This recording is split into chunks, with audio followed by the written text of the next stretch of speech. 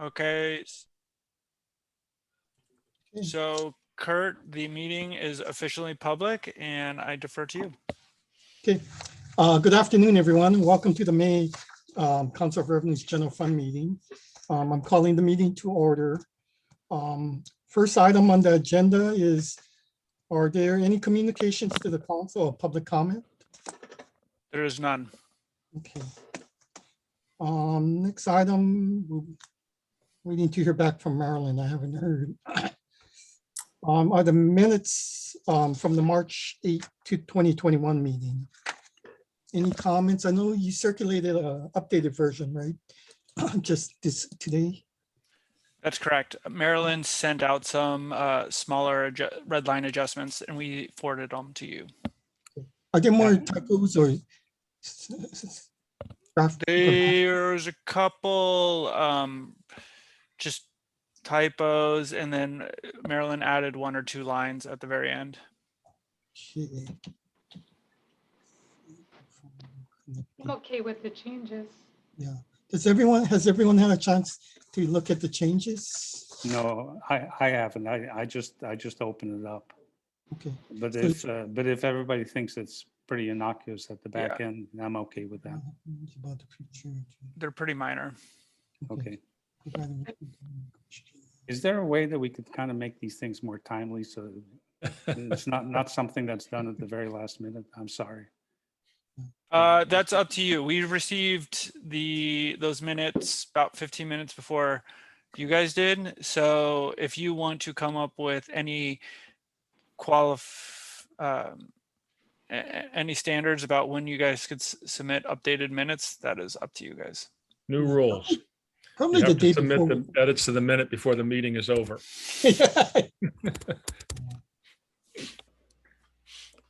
I think it would be good if everyone could get it at least the day before, I think. Well, so we got these weeks ago, right? When was the Yeah. first time we received the minutes? What I was referring to is if any comments can be submitted, at least the day before. Or And I guess perhaps what- we could, Oh, go ahead. Why don't we set a deadline for once they're circulated, you have 1 week to get your comments back. it would be helpful on the email when the minutes are circulated to have please get back to me by X, which I think Jackie used to do in the olden Yeah. days.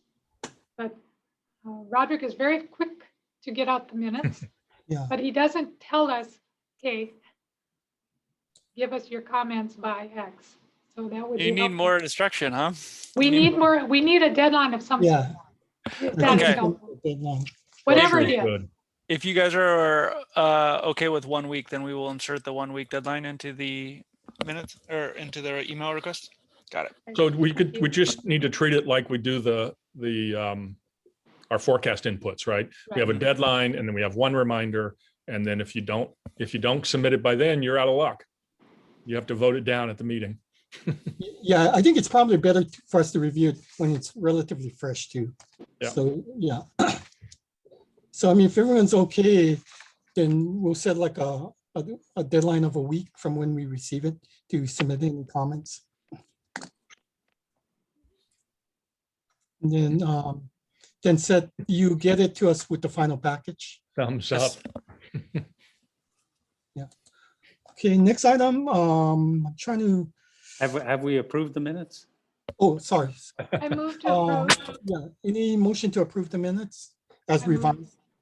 So moved. Any Second. second? Yeah. Okay, vote on approving the minutes from the March 8 general fund meeting. Aye. Oh, sorry. Okay. Councilmember Marilyn's not here. So Council Dr. Siderhouse, Yeah, aye. Dr. Bonham, Aye. Councilmember Maynard, Aye. Councilmember Gluck, Aye. Councilmember Hayashi. Aye. Okay, it's unanimously approved. Haven't heard back from Marilyn yet. Sid, maybe give her, can you explain why the revenue changed, the cumulative year-to-date changed so much in last month, because that was representing activity, basically activity through March, right? March of 2021. Happy to, I prepared a little presentation. Is that okay if I share it with you guys? Yes, yes, sure.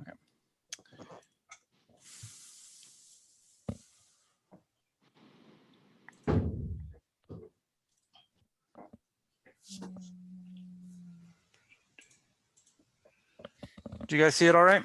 Yes, yes. Yes. Great. So this is the preliminary for April 2021. And there's a number of things going on. So I'll go through things line by line, right? What was it? What was the cumulative the month before in March? Wasn't it It negative? was Negative 8 or lower. something? I could tell you that right now. Hold on. It was a huge number. I'll look it up, Seth. Go ahead with your presentation. Yeah, it's 498 million. Okay. And sorry.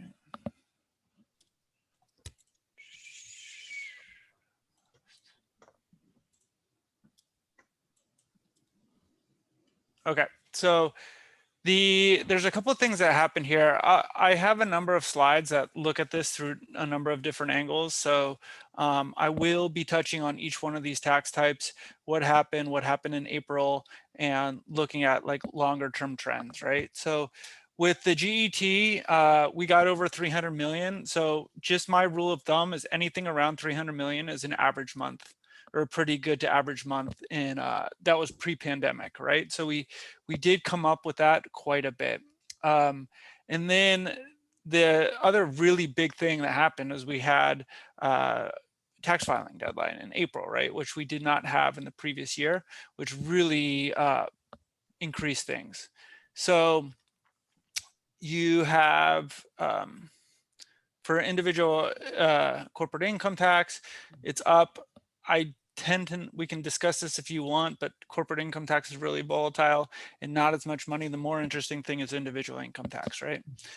Individual income tax was up, it was 545 million, which is the largest individual income tax haul of any month on record. The sources of that are, we had lots of declared estimated taxes, so people are paying more. They must have had a good tax year last year. And also, if you notice, payments with returns are up, right? And so payments with returns, there could be people could have underpaid their taxes a little bit last year. Also, it's important to remember that we had the unemployment tax it's taxable. We calculate that's $195 million of individual income tax liability that is generated from unemployment and tax. When we spoke with the Department of Labor, about 1/3 of that was 1/3 of accounts had withholding with it, and 1/3 did not, or 2/3 did not. So a lot of that could be from there. But I do want to highlight, once we adjust for the 300 or the 280 million, individual income tax up compared to what we would expect is 4.8%, right? So it's not mind-blowing, right? This is what we would expect from like a strong year. But it is mind-blowing the fact that we had a pandemic and we had a strong year, right? So that's something that we have to negotiate with. The other thing is with the TAT, it's starting to rebound. This is about slightly less than half than what we would normally receive in a given year. So we collected over $1 billion, which has not happened in any month on record. Ever. Yeah, on record. And those payments with returns and declarations of estimated taxes, I'm pretty sure both of those are records. Yes, yes. Mhm. And there's another thing that there's two things. I mean, there's the liability is higher, and then the other possibility was faster processing time, right? So we have implemented all of the tax modernization. Our department is better and better at bringing in funds. However, I'm going to show you guys in a couple So I wasn't sure if all the individual income taxes that are normally distributed between April and May are all in April, but it does look like we were receiving a lot of money in May as well. And that can be due to the delay in the federal tax filing deadline, or it could just be that it's taking time, but their individual income tax revenues in May is also quite robust. So here's just kind of like a month over month. I find this a little easier to understand, right? So this is April 2021 compared to April 2020, right? So April 2020, if you can remember, this is reflecting March activity, right? March business activity, right? But you're also getting the first quarter estimate, all the payments with the returns and the extension as well. Exactly. So with our kind of like excise taxes, this represents March activity. Yeah. And then with our income taxes, it's slightly different, right?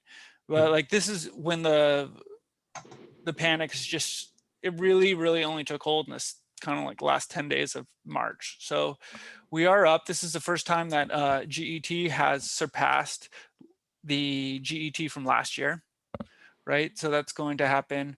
And then as Carl pointed out, like the declared estimated taxes and payment with returns, well, we're comparing last year are high, but these are still some of the like very high numbers, right? And then you can see that transit and accommodation is still lower than the previous year, but it's getting close. So this is where we are from May as of this morning, right? What you'll see is, so all these numbers should go up just a bit, right? Because we're not done with the month, but like when you think about this, usually by the 24th, most of the things from GET, TAT, and even individual income are pretty much in the door, right? Because we give 3 or 4 days for everybody to meet the 20th day filing deadline. Carl. So can you go back to the April slide? Mm-hmm. So April of 2019 was, I think, 323 million. For the GET or for everything? Excise tax, GET. GET was 312. Okay, so he's No, you're right. they revised the data again. You're right. I was thinking of May, Okay. but you're right. It's like a little higher. Yeah. So I think it's 323. So to put that in perspective, right? I mean, it's hard to make these comparisons to April 20, even when the fact that the pandemic was just beginning. But so excise taxes within 10% of where it was, actually more like 8% of where it was in 2019.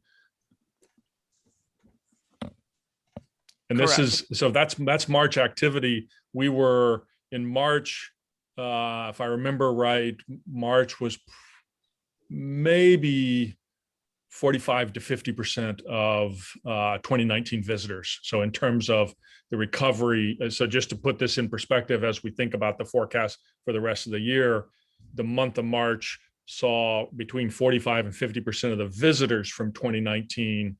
And yet we were about 8% on the excise tax. We were down about 8% on excise tax compared to 2019.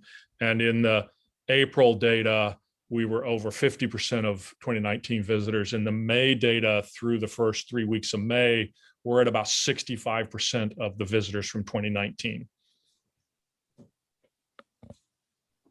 Sorry, I'll be quiet now. Keep talking here. It's always interesting. So these are May collections, right? And this is so far, I would imagine all these numbers go up a couple million, but not big. GET collections, you know, this was full on lockdown. So in May 2020, it was 190 million, right? And now we're close to 300 million. I think in May 2019 was 312 million. Yeah. To put that in perspective, right? Again, individual income is higher than normal, than what we would expect, right? So this is the people are still, the declared estimated taxes, payments with returns are still trickling in, and it's driving the revenues higher, right? And again, transit and accommodation, we see this massive flip of what's going on, right? So it's still far short of what we would expect, but do you see the flip, Carl? So the May 2019 was 312. So we're talking 6% below 2019 levels for excise tax when we're still down 40%, at least 40%, maybe 50% on visitor spending. So that tells you that local residents are out spending like mad. Yeah. I mean, that's a,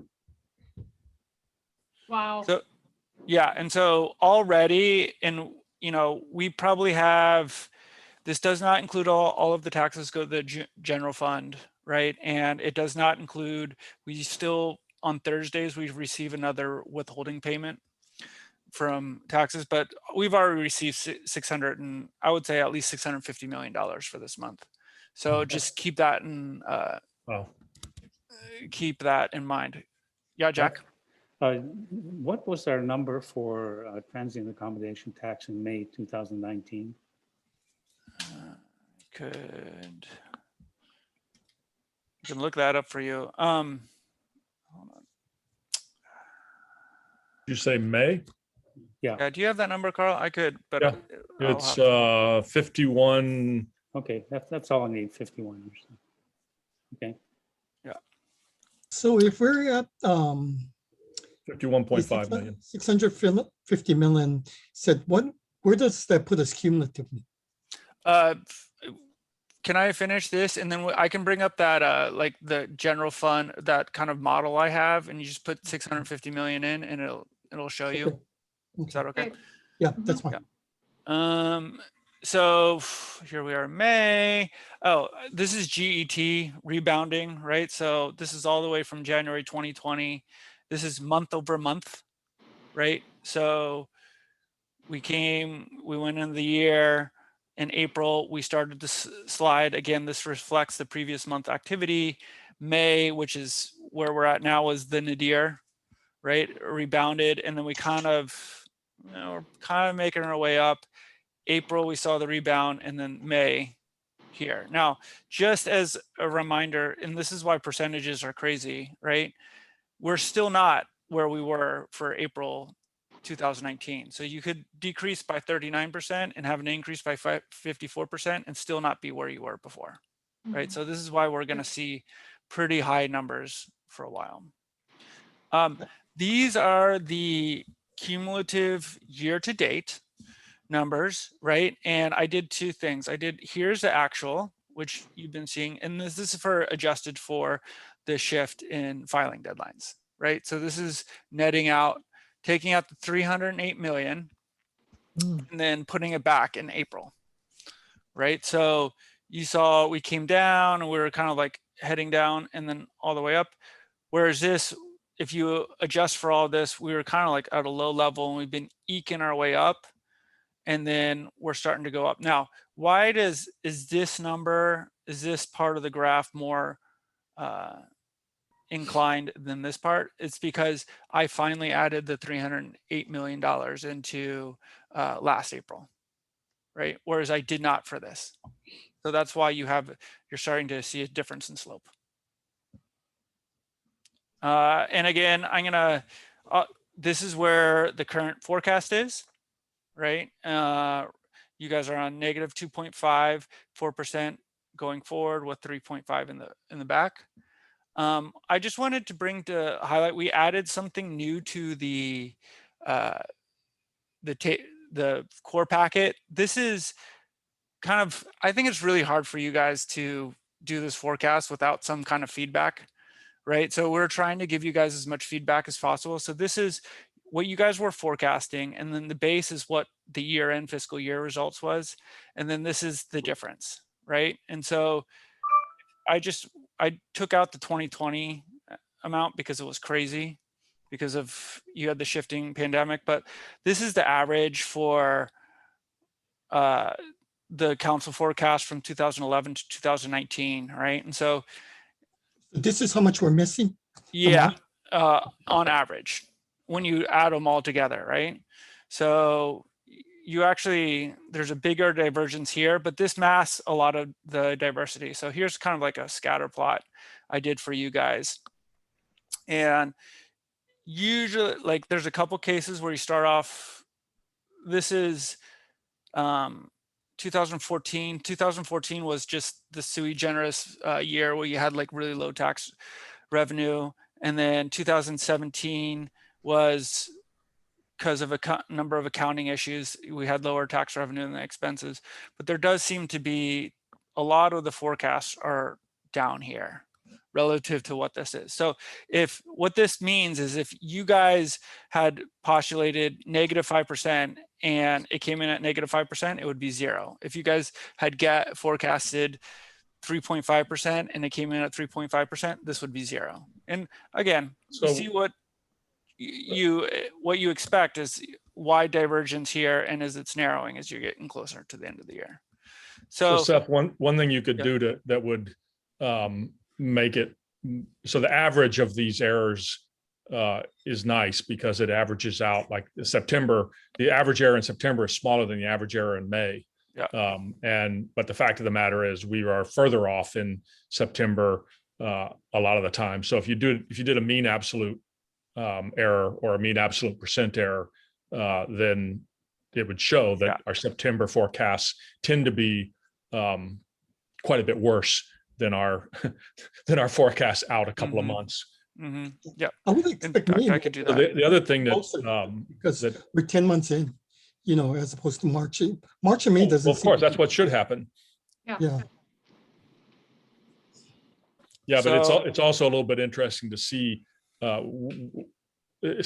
mean, we also tend to monkey with the forecast a lot during the year, and it's actually not uncommon for us to start off more accurate than we are at the end, or than we are in the middle, right? We start off accurate, we monkey with it in the middle, and then at the end we get back to a closer forecast.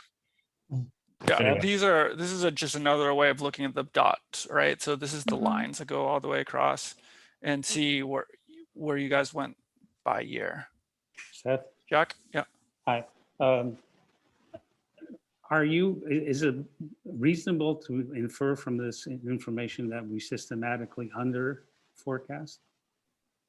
Would you Yeah, say? I mean, it looks like that. There's not really enough data. Like I was thinking about how to do this. One is the council have changed the membership over the years, right? So there is a difference. And then I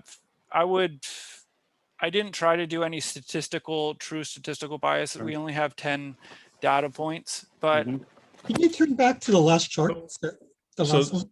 So like this is the amount of times we're over forecasting, and below the line is the under forecast, right? yes, So it looks like a little bit more, we're a little bit biased toward under forecasting. yes. But that's so to keep in mind that we had the really weak tax revenue growth in 2014 after the sequestration hit, but most of this is really in an expansionary phase of the economy, right? It's post Great Recession. And so a standard stylized fact of forecasting is you under forecast recoveries. And that's what we tended to do. We will over forecast when the economy turns down, and we're going to under forecast all the way up. This is Marilyn. Can I say something? Can I say one more thing real quick? So Seth, Sure. The history of this exists going way back, right? So Chris Grandy collected a whole bunch of it for his book and actually did some analysis. And I told him to stop using the simple mean because it makes the council look too good. But and I shared with him a spreadsheet. I don't know if he used it. I have a whole bunch of council forecasts going as far back as I can remember that we could do that. And I think, yes, the makeup of the council changes, but the council structure doesn't change. I think it's worth looking at this over different episodes. Absolutely. So we just did this and we have all the information and we can dig it deeper.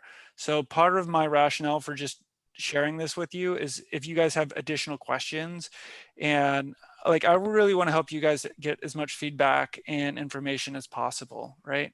And so if you guys have more specific questions about if you want to go back later, if you want to change the type of analysis, and I think you're absolutely right. What we should have done is, kind of squared means and things like that, and we can do that as well. So if you guys have any specific requests, we can include that and we can put that into the core packet or distribute it to you guys just so you have a better understanding of how the council is forecasting relative to the Seth, actual numbers. Vice Chair, I think you wanted to say something?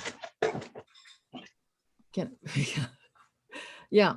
My question has to do with our, what equations we're doing, the formula, I have always said that what I think is missing, aside from prior years, was a tax, estimating what the tax revenue is from tax law changes, would be the federal funds flow, the transfers into Hawaii. We never really got a number for that. And this year, I think more than ever, our general fund forecast is really dependent upon how much money we got from the feds. And I think that to not have that in our equation of something where we consider how much transfers there are to Hawaii, we would underestimate if we don't know what the Fed fund, stimulus funds are, or how much they add to the Hawaii economy. That's kind of like, we're using tourism numbers, we're using construction and GDP and all these different things. But I think that Fed funds this past year is significant, with all the acts that we have, the CARES Act, the American Recovery Act, and all the credits that people are getting, the PPP funds for the businesses. I think that it's not like business as usual this year. We were not looking, I don't think, to do a regular forecast and saying, oh, in the prior forecast, this is a number. This year is really, really different. The tax season was really different. We're scrambling around looking at all the major tax law changes and the money that's coming through, whether it's taxable or not taxable, those things impact how much revenue we got. And, to the extent that some of the money went to different parties, it's like, okay, what multiplier effect there is. If it goes to unemployed individual, what is the multiplier effect and all that? Those are the kind of things that I think are important if we have more of that data. Can I just respond to that really quickly? Okay, so a couple things. One is 2020 is not included in this analysis, right? I specifically took it out because it has changed, and 2021 is not in there because we don't have the final number. I do think there's a couple issues here. One is this is the general fund number that you guys vote on, right? So it has nothing to do with the models. In fact, we work really hard to do the models, and if you guys wanted to go by your inputs, we do provide that. We've also discussed on, given this year, it's such a sui generis year that models are probably not going to yield good results, right? We're happy to look at things and we're happy to evaluate new models. Going forward, there's also this idea that we have, and I just want to put it out there, is if you guys want to submit actual general fund forecasts that you guys do on your own beforehand, and that we could aggregate them all together, we are happy to do that as well. If you don't feel our current models at which we use the UCLA, the single equation model and the multi-equation model, if you don't feel that's good, we could also take in more requests. And one of the ideas is just have all of you guys make your own estimates to general fund beforehand, and we could average those together as well. Carl? So a couple of quick observations. So in the models that UHERO runs for the macroeconomy and the tax model that we run as well, we are taking into account all of those federal funds that we are able to account for. And obviously 2020 has been extraordinary, but if you go back to 2011, 12, 13, 14, actually I would argue that 14 was, the reason that 14 came in negative was in part because of declining federal funds. But if you look at federal funds over the last decade, they really don't change that much from year to year. The bulk of the federal money coming into the state is for payrolls. The vast majority is either retirement benefits or it's salaries, right? The contracts and grants are a very, very small fraction of the total federal funds. Now, it's true that it can be volatile, so it can have an effect year to year. But we're taking that into account. We spent an enormous amount of time trying to track all of the transfer payments, the unemployment benefits, the PPP loans, every bit of it. And to be honest, tax department doesn't have enough resources or staff to build forecasting models that track all of those details. It's a ridiculous amount of work. And I've been giving the council, I don't know why I submit it because we don't do anything with it, but I've been giving them a general fund forecast for probably 10 years. And I think it's something we ought to do as a council. We all ought to submit a general fund forecast, average that. And then the other thing that could go into this analysis is just the average forecast of the various models, right? So one obvious question is, over this time span, did the models do better than the council? And it wouldn't surprise me if they did. If we averaged the model forecasts from all of those meetings, it wouldn't surprise me if the models did better. But I don't know the answer to that. And then one quick last comment. I appreciate this, Seth. Thank you. And we probably ought to get on to the forecast discussion. Okay. So Seth, you had mentioned that you were going to give us where we are considering me is looking at about 650 million. Yeah, I'll just show that with you. Okay, so you guys can see this little spreadsheet, right? Yeah. Okay, so this, I would say 40, this will get you pretty close to what you do, where you are. Let's say 641 million. All of you guys have this, so you can play with it yourselves if you want to. I don't think you guys can, this is totally your prerogative, but 20% over June is probably not a ridiculous assumption, given last year was in lockdown and we're coming out of lockdown, but you guys can assume that. But right now, if we had 640 million, we'd be up 4.4%. And there's about a 9-point spread, right, from the 308 million, because that's about 4.2, 4.3 for each year. So it was taken out of fiscal year 20 and put into fiscal year 21. So you have the effect on both year. You take it out of the base added current year, right? So it's about a 9% from the 308 million. Right. And I mean, these aren't adjusted for the change in the filing period, but I could do that. And also that the presentation that I showed on there is about a 9-point spread, right? That's about 9-point spread between, if you added the 300 in back to the base year and took it out of this year, it's about a 9-point spread. Yeah. Okay. Discussion on the current year. So just a question for Seth, please. Yes. Seth, so what you're saying is that the six, and I just want to make sure I've got my interpretation correct here.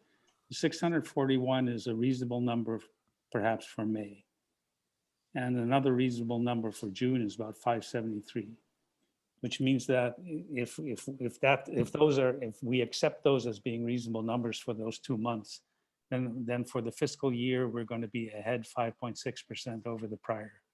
Is that correct? I'm reading that correctly. Correct. Okay. All right. Thank you. And you guys can make the assumption. So 573 is about 100 million more than last June, right?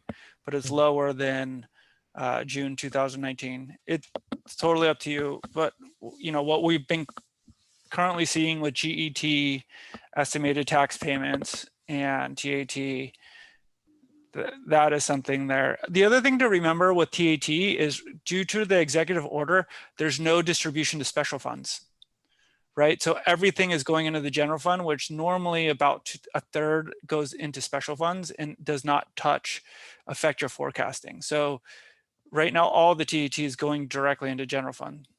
Sid, can you also explain for April? I thought we had about $1 billion collected, and on this chart it shows 910 million. No, this is for 2021 right here. Oh, I see. Okay. And this is for 2022. Yeah. So just as a reminder, everything in blue is historical, right? And everything in tan are estimates. And everything else is kind of like built into the model. So the only thing I would suggest, the only thing you can do, because I've locked everything, is the red numbers are the assumptions. Excuse me, Seth. Mhm. Could you clarify again for May, is that the actual to date? The 6? So the actual to date as of today, I think it was 623 million. So, but that doesn't include all general funds, right? So it doesn't include the insurance premium or the conveyance tax. And we still have one more week of collections. So my guess is it will be over $650 million of general fund collections for the month of May. Yeah, I think, yeah, I would agree with that. Because I mean, a lot of people mail it on, or they drop it off on May 20th, and it doesn't mean that it's processed, in the next couple of days. I mean, that's the goal, but it takes time to process it. Oh, no. I saw how much was also processed. If you look at the beginning of May, you can see a lot of estimated taxes and payment with extensions being processed in May. But that was due on April 20th. Well, there's a lot of requirements now to file electronically for monthly GET and all that. Yeah, for the big people, yeah. No, monthly. The state is moving everybody toward electronic filing of the GET. So we've had to have a lot of our clients who we used to prepare regular GET forms and mail it in. They're now filing electronically. So do you know what kind of dollars are in the people that don't have to file electronically? They're small, right? So the most people that have to, well, there's a difference. You can file electronically, but you don't have to submit a payment electronically, right? So you can, for high tax dollars, you can actually have to file and then send in your check later, which can prolong the payment. For GET and TAT, I generally think that by the 23rd or the 24th of the month, everything is in there. So I wouldn't expect big gains from the GET or the TAT. We have one more withholding payment. So individual income will go up a little bit. Also, as Kurt mentioned, there's always kind of a delay in filers, especially because of the federal deadline was May 20th, and a lot of people just missed the state deadline. And then, and again, we don't have the conveyance tax or the insurance premium, which is usually another $30 to $40 million. So I'd like to make a motion that we adopt 5% for fiscal year 2021. Second that.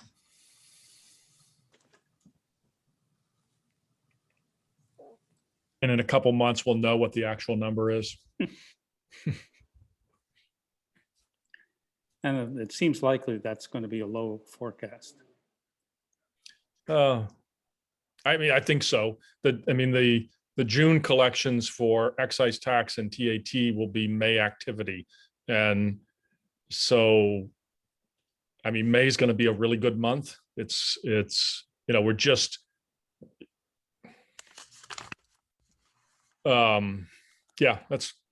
Yeah, I mean, I think very May and low. June, I think that'll be good because last year we're in lockdown in April and May. And also we're going to get June could easily match 2019, believe it or not, with all the pent up spending that residents are doing, combined with a May visitor count that's probably going to be, I mean, literally the data through the 20th, I think, was 68% of 2019 visitor arrivals. And even though we don't have any international visitors, and so presumably the U.S. visitors are lower spending, they're certainly not spending less on cars, on rental cars, and with the prices that are rising, I think, 5% could be on the low side. Yeah. I was being conservative out of deference to my colleagues. Yeah. If I could ask a question. First of all, Seth, could you email your presentation so that I can look at it a little bit more carefully? My eyes need to be better. But one thing to keep in mind as far as the resident spending, most people who are going to get whatever the $1,400 or whatever the latest is have already gotten it. So we're not going to have another surge Yeah. of that. So we may actually see a slowdown in what Yeah. the residents are doing as Yeah. far as spending goes. I think there's a lot of pent up demand in the short term. I mean, the time I think when you really have to start worrying about the slowdown in resident spending is when the $300 unemployment benefits Yeah. run out. And then again, and so that'll be September. So August would really be the last payment. And then the next is when all extended unemployment benefits run out. But the fact of the matter is there's jobs to be had. And so, and presumably the wages are starting to go up. But we won't have another $1,400 That's right. landing in everybody's checking Yeah. accounts. And that really did cause a surge. Yeah. Yeah. In the And- national research that I saw was estimating that something like a quarter of that was getting spent almost right away. Right. Oh, okay. And I also think for at least for next year, like you have to make assumptions about how well do you think Keynesian spending works, right? So if you think it's a one-time boost and then people stop spending, then you will expect money to go down. If you actually think that, if Joe Biden's economists are correct and they're going to create this kind of animating spirits and more people are going to earn more money, and that will in turn incentivize people to spend more money after that, and you have a true economic boom, then the decrease in stimulus spending is mitigated by an increase in economic activity. That's certainly what our forecast is based on. It's based on a continued strengthening U.S. economy. And the other thing that isn't in that piece is that we will eventually, probably by late fall, by fall we should see a larger return of Canadian visitors because they're so far ahead of the rest of the international market in terms of vaccinations, right? They're only maybe 10 percentage points behind the US. And so we'll see that, their case counts will come down, their travel restrictions will come down, and we should see the Canadian pent-up demand show up in the fall and winter. And then same thing, the next step is Japan, and sometime after the Olympics, when hopefully they actually start vaccinating people and start to relax their travel restrictions, we'll see a resumption of Japanese visitors, Australian and New Zealand as well. Certainly when there's a much better chance that we're going to see Australian and New Zealand visitors when US reaches higher levels of vaccination, and same for Hawaii.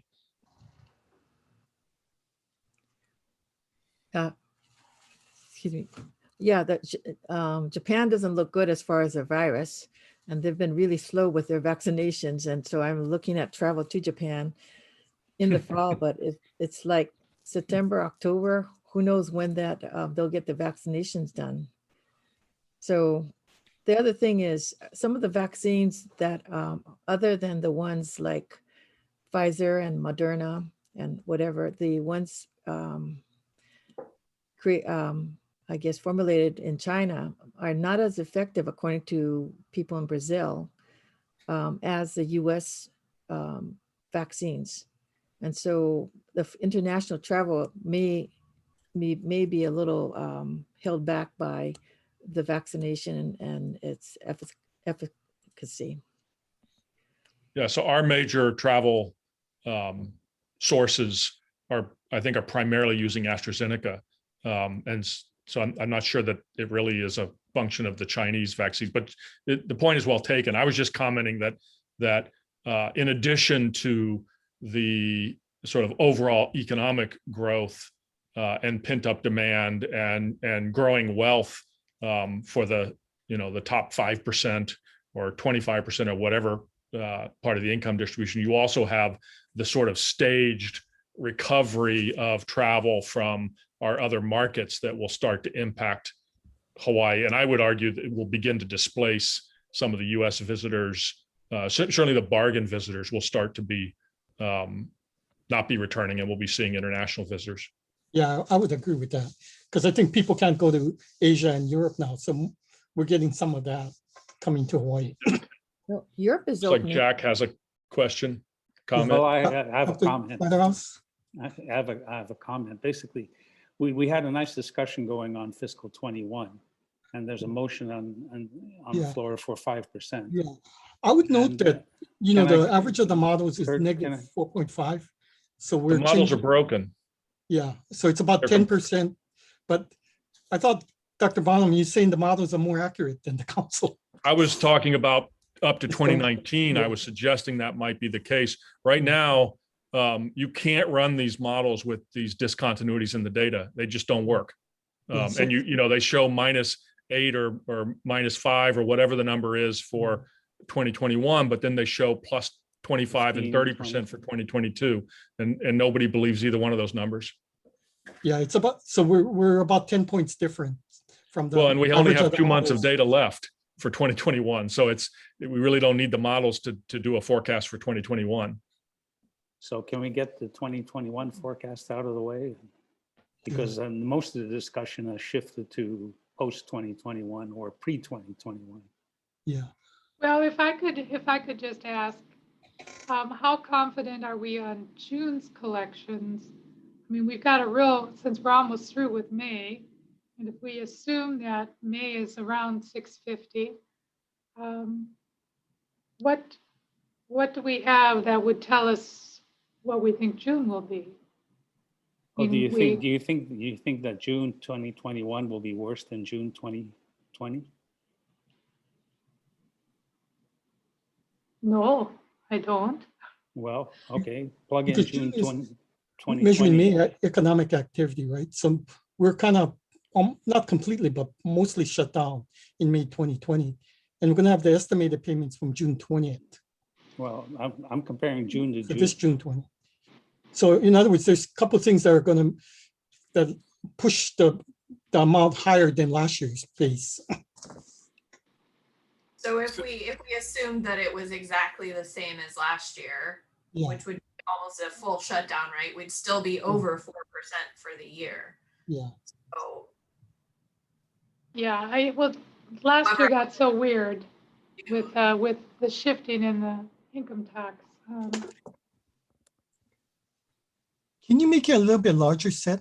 The chart we can, For June? for this chart, this whole chart. Oh, I'm sorry. Yeah. Yeah. A few of us are a little bit older than you, so our eyes aren't. No. That's my fault. I'm sorry. Yeah, but then you're not going to be able to see the whole thing. Yeah, can't see the whole thing.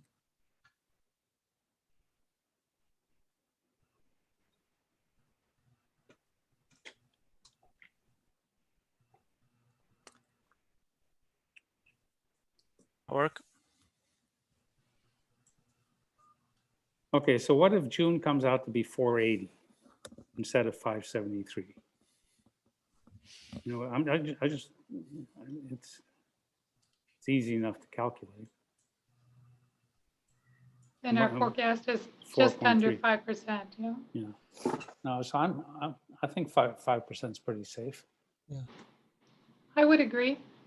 I think we're kind of 10 months into the year, and given such a low base and other factors last in the base year, it's hard to. Yeah, I think 5 seems very realistic. Maybe even maybe a little bit conservative. That's what Carl said. Yeah,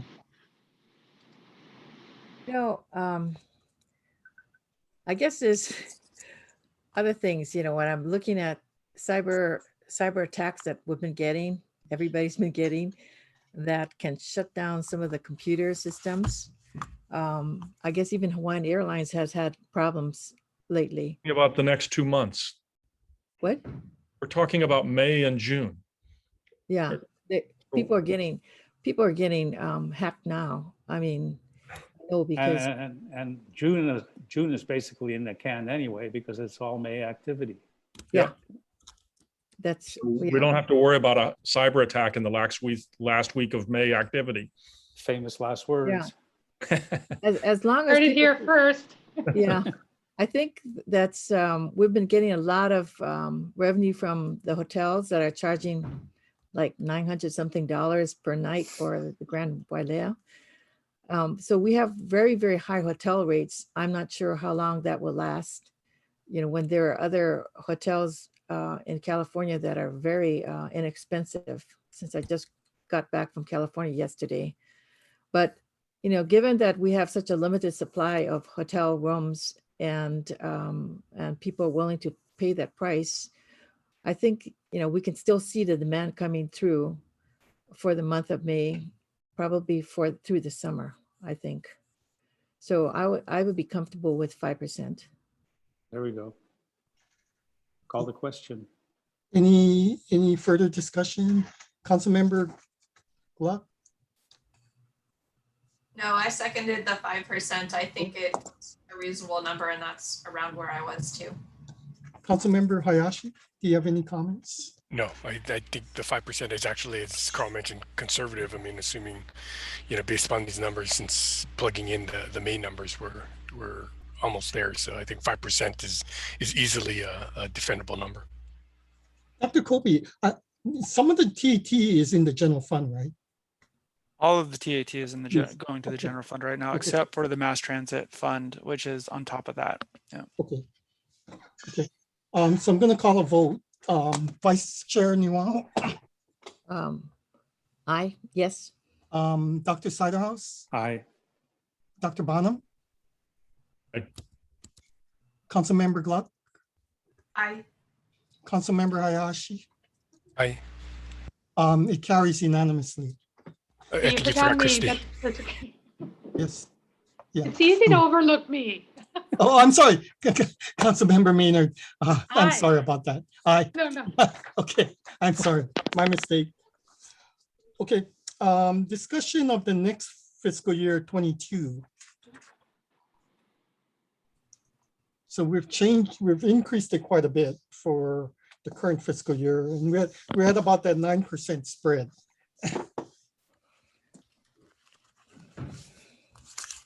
In addition, we have the lockdowns in the prior base year.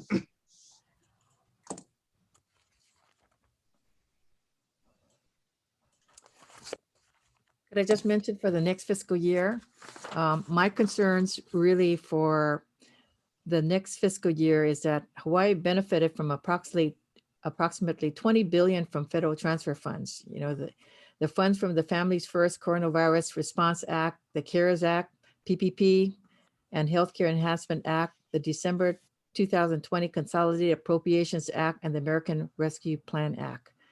And I think that the bulk of the funds, except for the unemployment, will be received in this past fiscal year, June 2020. My worry is that what happens when the funds are cut off and all the pandemic, deferrals of having to pay for your rent or all that, what happens when all of that is stopped and there's no federal money?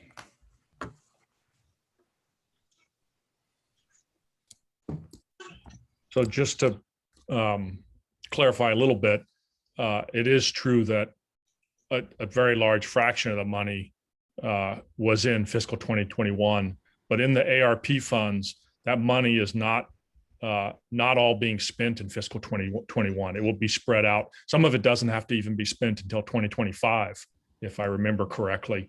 And so, I mean, the main point that Marilyn makes, I think, is on the money, right? That's the sort of question is, will the economic recovery have gained enough steam and enough speed to prevent a sort of letdown when some of the federal support, and obviously there are pieces of it that will not be repeated, like Christy pointed out, the $1,400 check that's the last check, and when the $300 plus up ends in September, that's the last plus up. And then there's also a question of whether or not there will be a sizable chunk of money coming for infrastructure spending. I think we'll get some. I really don't have a clue how much that will be, but I did notice that in our council forecasts, the construction forecast that I submitted is much stronger than everybody else's or the council mean or what. And I think that's a very real possibility, and not just from the federal money, also from housing construction that we're particularly on the Big Island, we're seeing a real surge in construction activity.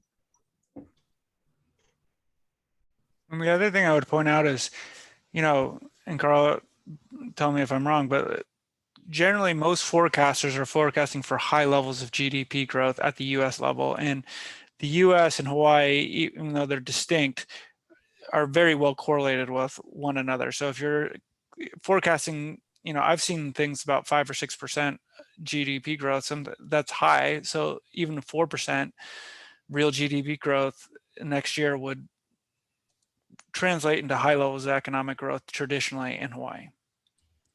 Yeah, And that has not, yeah. And actually, the council's mean forecast for real GDP, actually that's nominal GDP. I don't know why we have a nominal GDP number in our forecast for some reason, but it's 6% nominal. So it looks like it's about 4% real, which is actually quite low. That's what. So there were a number of sort of anomalies, if you will, in the. So my forecast for current dollar GDP growth for 2022 is over 8%. I have about the same GDP deflator. So my forecast is 2 percentage points higher than the council's mean. The other thing that I found quite strange is the council mean forecast for fiscal 2022 for visitor arrivals is only 125%. It's 6.9 million visitors is the forecast for fiscal 2022, which I'd have to go back and look at the math, but and I can do that in a minute, but my guess is that's roughly 65% of fiscal 2019 levels of visitors. And we will have surpassed that in May. And by the end of if we get international visitors back, we're going to be at 80% of activity in the fall. And so the forecast that I submitted for visitors has growth of about 175%, and the council's is 125%. And that's from our baseline forecast. I just ran our models with our optimistic forecast, which I think is much more realistic at this point, and it's more like 190% growth for visitor arrivals. So there's a number of things that overall I think the council is getting way too low about 2022. What number do you think we're going to hit for fiscal 2021 in visitor arrivals? You want to know the fiscal 2021 for visitor arrivals? Okay. There's almost nothing in the first 2021 3 months, right? First 3 months was almost nothing.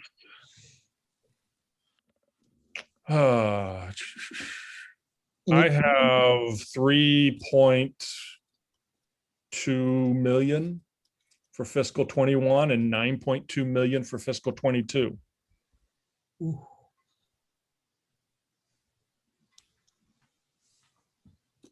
Fiscal 20, I have 7.4 million.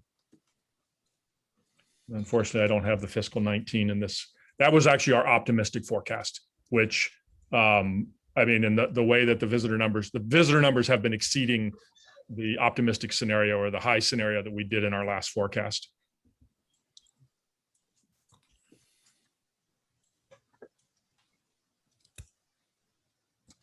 So yeah, again, Marilyn's point is correct. A lot of the federal money is, it won't be repeating itself.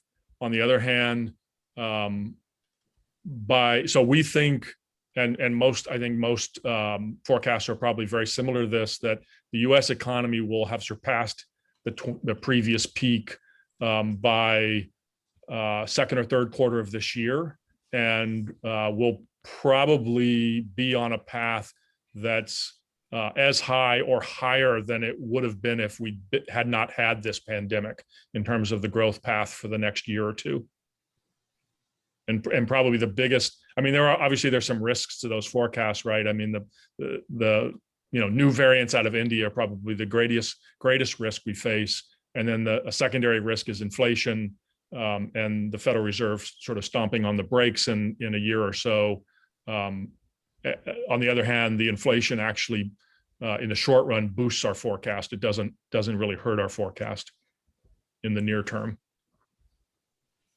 And I would also add inflation, our tax base is inflation resistant, right? So if all prices go up, our taxes go up as well. So let me go ahead, Marilyn. Oh, I guess my concern still is the regulatory environment that we are operating in, because some of my clients tell me, like restaurants, we were at 30% occupancy.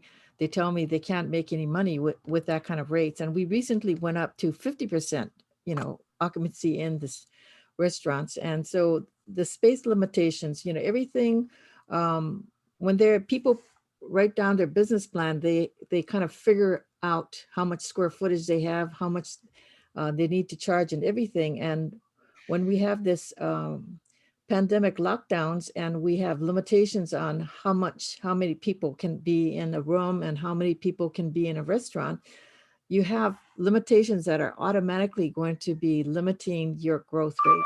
So it's not like, I believe it's not like we're going to be back to where we were before, because there's inherent limitations. People are going to have to wait in line, which is what they're doing right now.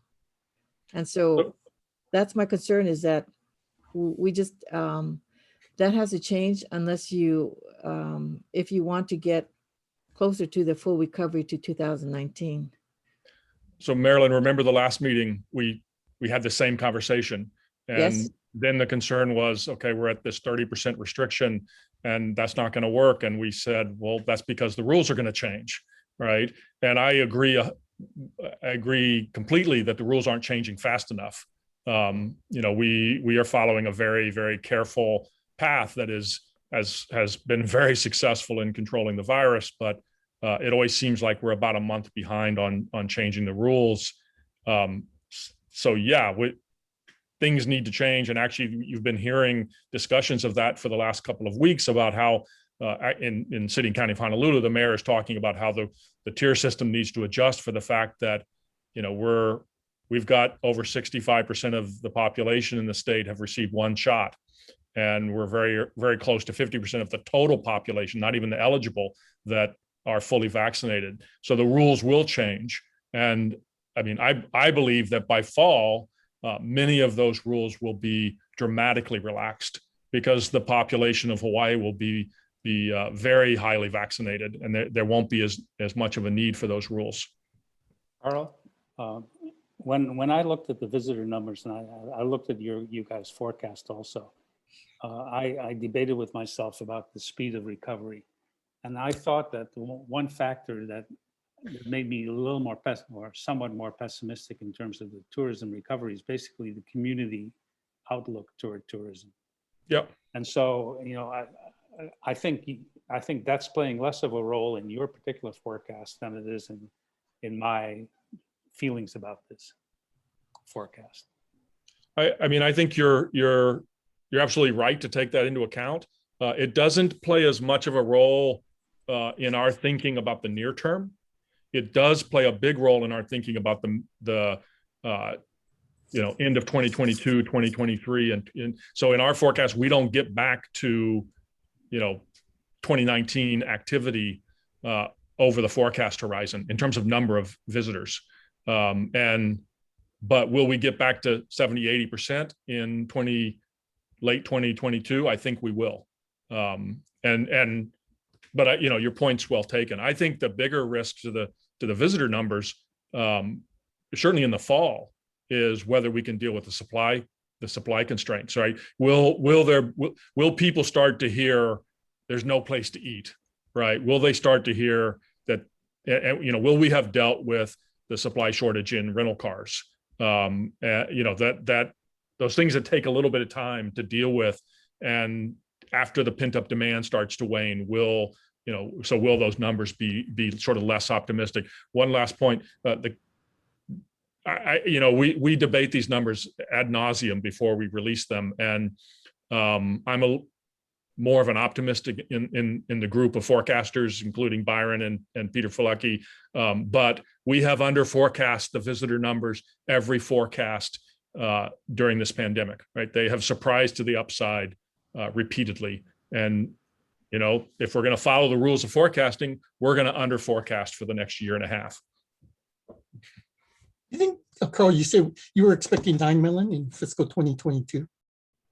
I think that's right. That's our optimistic forecast. That's not the That's quite a steep spike, right? I mean, look, we're gonna hit 70, 75, 80% this summer. And like I said, I can't tell you what the fiscal 19 number was. I just didn't have it in that spreadsheet. wasn't it like 10.4 or something? Well, the annual number was about 10.2. Yeah. So you're seeing 90%, we're going to hit 90% for fiscal 2022. I think that's right. Tell me why we wouldn't. Well, I mean, if it doesn't spike, if it it is spiking. It's too late for it not to spike. It's already spiking. I mean, we're seeing. But you're saying it's about 70%, right? 75%. That's now, but 2 months ago it was 40%. Now it's at 70%. And it's not even summer yet, right? It's still May. Yeah, and certainly the airlines seem to be on board. Yeah. It's too late. It's already spiking. Yeah, but the question is it going to keep going up or is it going to start to slow down? It's going to start to slow down. Yeah. At some point. Yeah. And well, I mean, also right now we're in a period where there's so much pent up demand. Yeah. No, I mean, obviously, it's just a forecast, right? So is it going to be 8 million, 8.5 million, 9 million? Yes. But it's not going to be 6 million, like in the council's consensus, or 6.3. Okay, so what does this mean in terms of a revenue forecast? I don't have a number to throw out. My model is, I don't know, where am I? 15% or something like that? Yeah, Well, go ahead. I was just going to point out, I mean, so obviously the models are crazy, right? The numbers are really high for 22, and I don't think we're probably anywhere near that.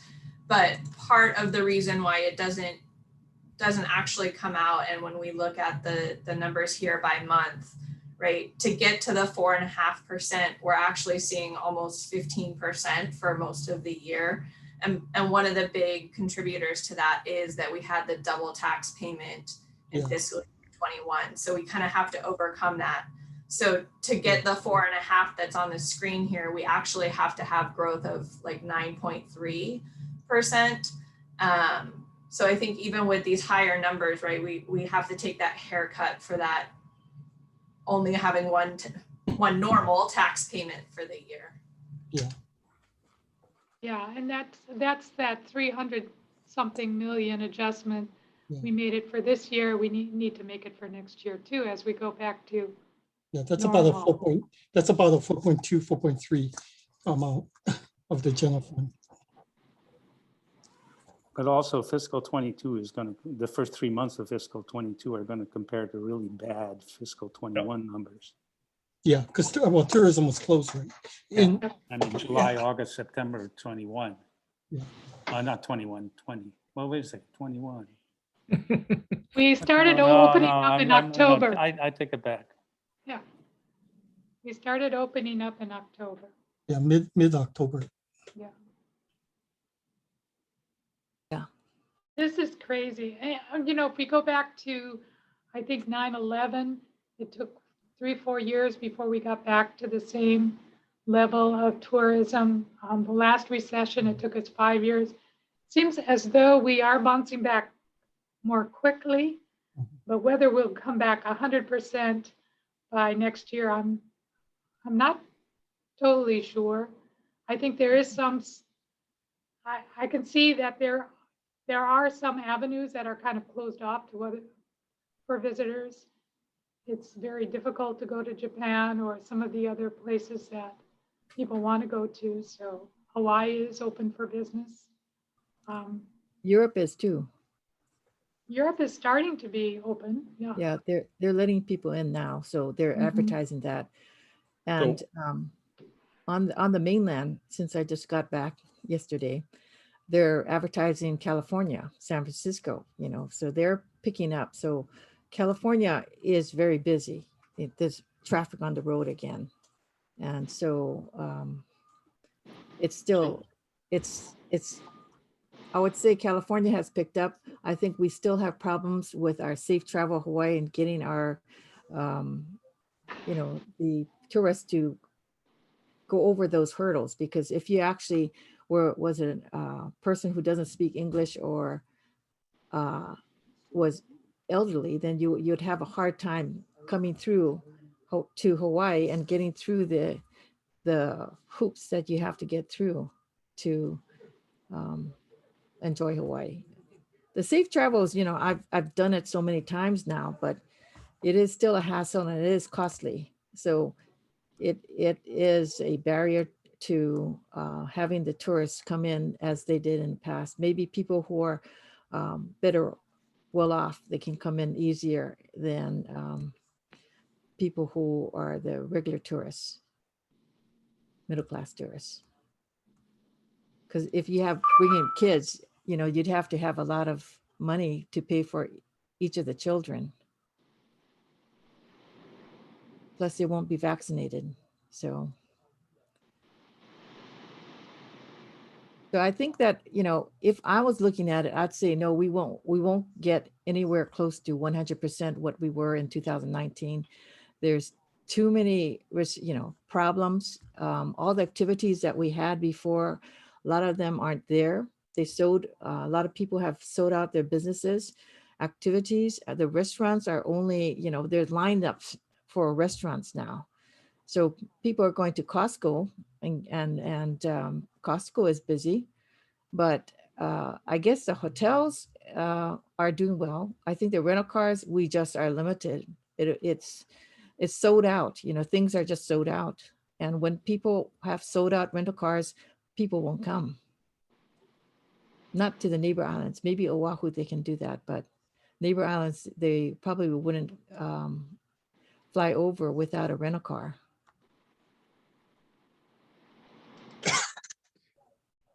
So those are the restrictions. I do see a lot more visitor activity here in Maui, definitely. But now it's looking out July, August, I tried, you know, renting cars and everything, and they're very, very expensive. Does anybody have a number that they want to throw out? Well, I'll tell you what, when I ran our baseline forecast, I got 4.8% for fiscal 2022. When I ran our high scenario forecast, I got 7%. And I mean, our models aren't broken because they're quarterly, so we dealt with the discontinuities. We unbroke them. They're still just models, and they do. So we are taking into account the fact that there's 2 tax payments in last fiscal year, but we're also taking into account, you know, basically assumptions of very, very strong growth in the U.S. economy, in tourism. We also have higher inflation than the rest of the council does. And I have 12% growth in contracting in fiscal year 2022. And I think the council's baseline is much, much lower than that. Yeah, the council has 3.9% construction completed in 2022. That's barely even real growth. I mean, it's like that's maybe 1% real growth. I'll just curious with regard to your construction forecast.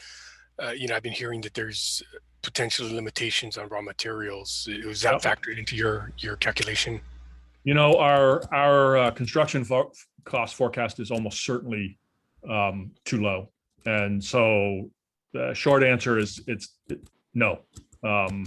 And I'm not sure that it's, I mean, what I'm hearing mostly is about really high prices for lumber, for wire, for a variety of inputs. I haven't heard any contractors or developers tell me that they were facing delays. But I haven't talked to everybody.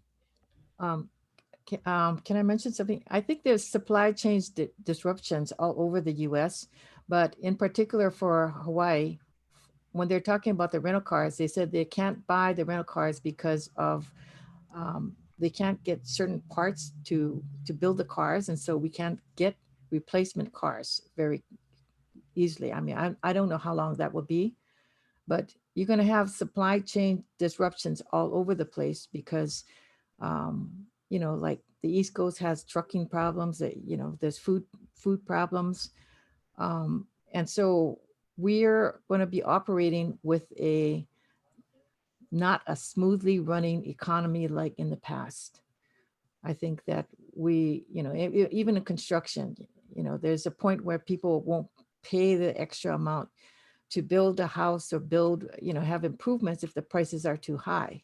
So, the inflation rate, I'm just kind of wondering about it because it could be unmanageable because of the, certain food items and things that people need. The inflation rate seems to be a lot higher than the 4% or whatever. And then it will impact spending, I think. Can I just point out something? Either if there's a supply constraint, that means there's high growth, right? So I don't think, I mean, you could put a ceiling on growth, right? But like you could only have the supply constraint means that there's pretty high growth. No, it doesn't necessarily mean it's high growth. It could be the production could be held up, like with the chips. Yeah, but that means there's demand. Like basically, you have to have demand. If demand, there's no demand, then there's no supply constraint, right? So you have to have both. And if you're going to have both, then you can put a ceiling on demand. But like I would say, if what you're saying is there's not going to be enough capacity, that's already an indication to me that there's going to be higher growth, and then there's going to be inflation, right? I mean, I just think that there's a couple, to me, it's either there's low demand, right? There's no tourists, in which case there's no supply constraint, or there's high demand, in which case there's a supply constraint and you're going to have inflation, and that will pour over into prices, and that will pour into higher tax revenue, right? And yes, that there will be a top end constraint, but if it is, it'll show up in terms of inflation, and inflation will turn into higher tax revenues. Oh, like take the rental cars. The rental cars, they sold their fleets, right? So even though there's tremendous demand and the supply constraint, it doesn't mean that we're going to have the same number of rental cars out there in the short term. Yeah. All this is true, right? We're facing supply constraints in a whole variety of areas. The market has an amazing way of working these things out. They won't get worked out in a week or a month. I just ran a search for rental cars on Maui from July 1, and I came back with $115 a day, but there are cars available. $115 a day is not cheap, but it's not that sort of fits Seth's story, that there's supply there, but it's going to cost more. And the higher those prices go, the faster the rental car companies are going to figure out how to get their cars back. Now, maybe they're going to have to go and buy used cars and refurbish them. I don't know how they're going to do it. But the higher the prices, the more supply will be mobilized. So, look, we got to pick a number. And, I threw out a range. My number's 4.8, let's call it 4.5. That's what Seth's got in his table. I don't know if that's too high. I know that when I run our optimistic forecast through the model, which doesn't seem to fit with most of your view of tourism, but I get a much higher number. I get 7% for next year. Having said that, I didn't get the 5% for this year. So I would be I would be happy sticking with, I think the council's forecast for this year is 4%, for fiscal 22 is 4%, isn't it? Yes. It's Carl, 4%. can I just ask, so the 4.8 that you were saying, what is that coming off of? Yeah, that's coming off like a -1, right? So yeah, We're at it's a 5 for the very, very quarter. different Yeah. scenario. Piece that you're coming off of. Yeah, Okay. and I haven't had a chance to fix that. Yeah, I think that, yeah, good point, Jessica. Thank you for Yes. bringing that up. Yeah. We do have to adjust for the fact that we made a big adjustment today Mhm. on 2021. And we are, in the olden days, we forecasted dollar amounts and then we decided to switch to percentages. We thought we'd be more accurate. I'm not sure that we are, but we do have to keep in mind that we are coming from a higher number. Base, yeah. It's just math. And yeah, it's just math. It's just math. Either way is just math. But and then keeping in mind the 300+ million that we will not have from the second income tax collection that we had in 2021. Do you just have a gross number for fiscal year 22, Carl, that we can? Let's see.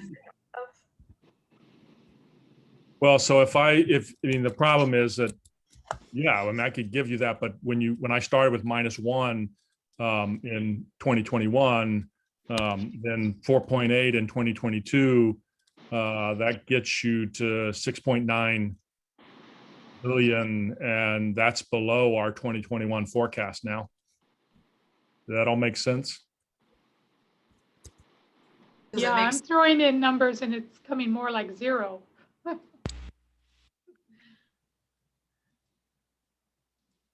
Yeah, 5 is. Well, it does. I mean, I'm not sure it makes sense to adopt 0. That I'm not making a motion.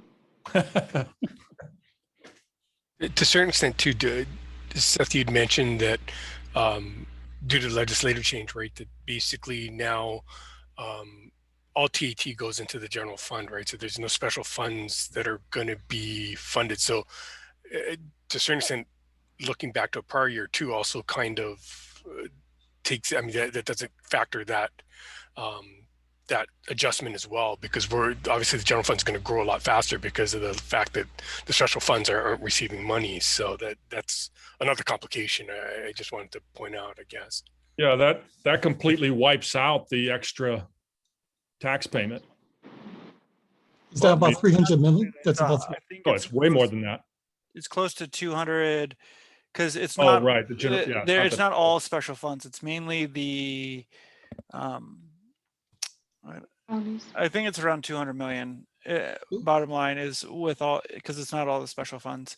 If the governor decides to allow it through, it'll be another $200 million.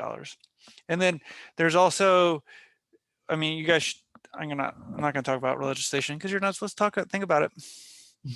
So was it about, Yeah. was it about 200 million for the fiscal year 21? But I'll present all of that in the September meeting. Okay. But as of this point, you throw out the number 200 million. But you really shouldn't think about it because it hasn't passed.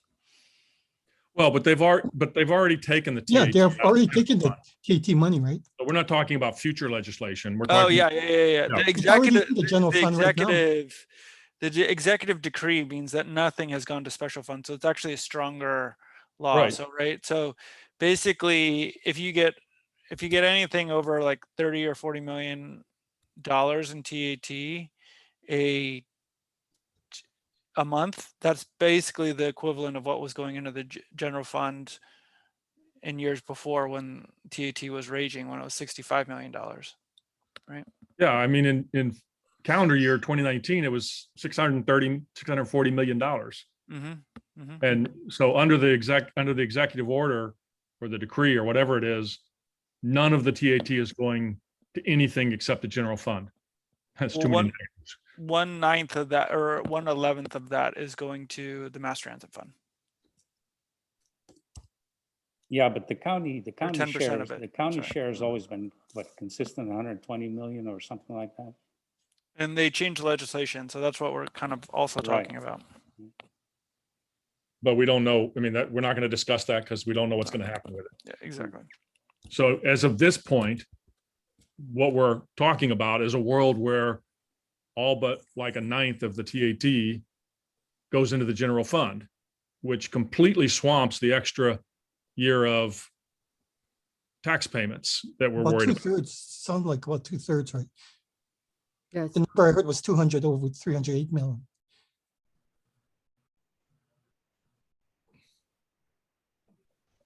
I don't know where we're getting the 2/3 from. Seth just said all but If 1/9. you throw out a 200 million number, that's where I got it from. It was, so the deferred income tax payments is 308 million. Yeah. If, and depend on how you looked at TAT, it's about 1/3 of all TAT revenue, right? It goes into special funds.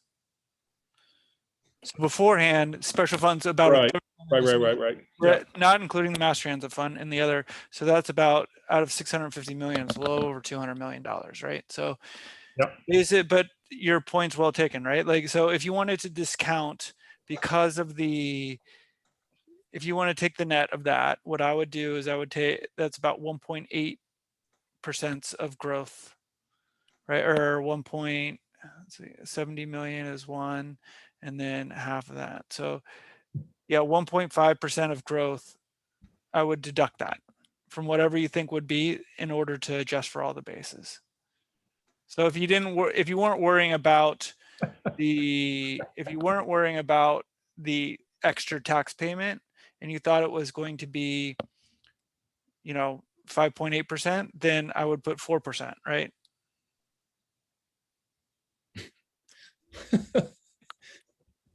If you want to adjust for that. If you say so. So that's adjusting for both things. So, Yeah, like I Okay. would say it's about 1.5% if okay. you take those two into account. And I was looking at just the total for 2019. And we were at 7.1 billion. I mean, we are very close to where that is for our forecast for 2021. Do we really think we're going to exceed 2019 next year? I mean, we won't have as Yeah. much federal money, but we're gonna have the tourism's gonna be, we expect it to be open, right? For, I'm talking about 2019, right? yeah, Okay. I can't see how we're going to be equal to 2019 because we won't have that $20 billion of federal stimulus funds coming through, and that unemployment ends in September. And I think that those in the US mainland are doing quite well. Most of the states, California is doing very, very well. So I'm not sure there's going to be the political, I guess, they have to really pass that infrastructure bill in order for states to get more money, big money. I'm not sure that we'll see any pandemic type money coming through in this next fiscal year. Christy, the way I think about how you surpass the 2019 levels in 2022 is what Carl said, that a lot of people are expecting GDP to surpass the pre-pandemic levels at what did you say, the third quarter? And that is basically how you do it. So if we have a larger economy than what we did in 2019, that's how you surpass it. And if you believe the forecasts, you would assume that the forecasts we will have a larger economy at the beginning of 2022, or calendar year 2022. And that's how you get more tax revenues than before. Right? You have a larger economy. Is there any appetite for 4%? Just to pick a number. Or the current forecast, which is what, again? I don't know about 4.5? the rest of you, but I'm pretty hungry. Do we need to take a small break? No. Okay. I'm a little concerned, just everything is so strange that we're going to, and we just increased our estimate by so much. Yeah, we We're increased, starting from a high number. I yeah. don't know what 2018 collections were. Do you have that handy? I was just looking for it and didn't find it.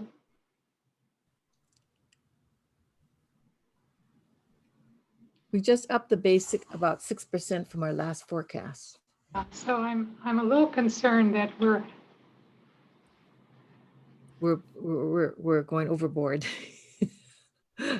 with keeping the 4% for the 2022 when we have such a high base and starting no- from such a high number. yeah. That's, yes, I understand the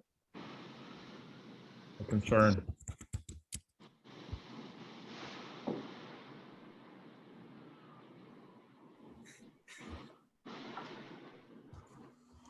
Okay, if 4% is too rich, is 2% too lean?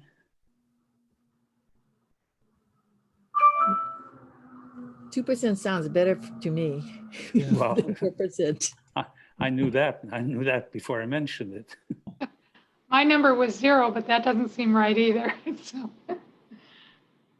that seems too low. I actually like your number at 4%, Jack. I mean, the numbers, just putting some numbers into Seth's spreadsheet and just, I get like 3.8. Just, looking at past trends and trying to get us closer back to 2019, just in general.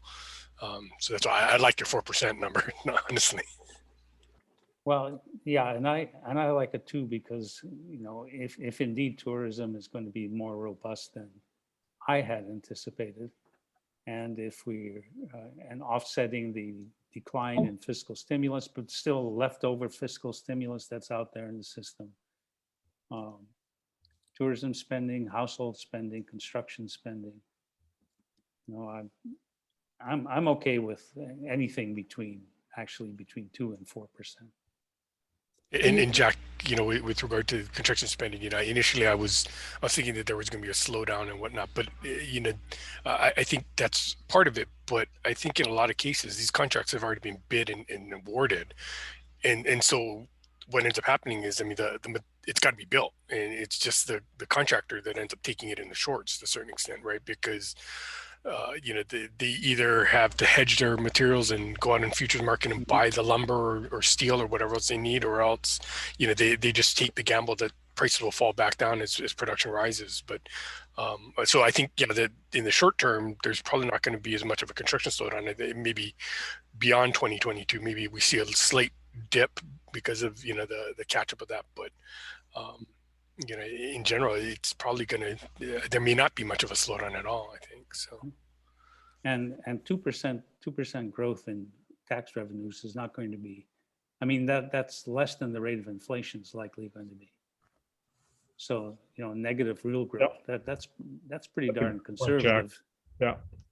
That's like a negative 1% real probably, or at least negative 0.5% real. And I don't think any of us think that the economy is actually going to shrink in 2022. Seth, can you look up what our general fund total was for fiscal year 2018? Sure. Christy, it was 6,796. So roughly 6.8 then. And then it was 7.1 in fiscal 19. Correct. Sounds about right.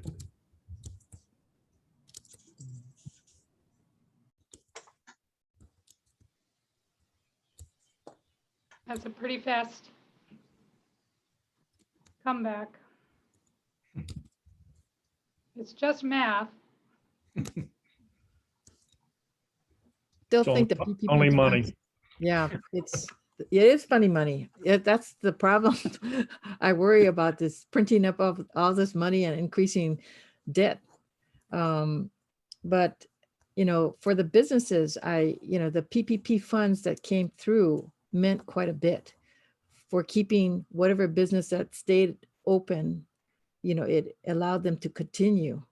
And without that, you know, it's a question of, okay, as I said, what restraints will there be for them operating their business? Because right now, I still see restraints in capacity of the restaurants, retail, whatever.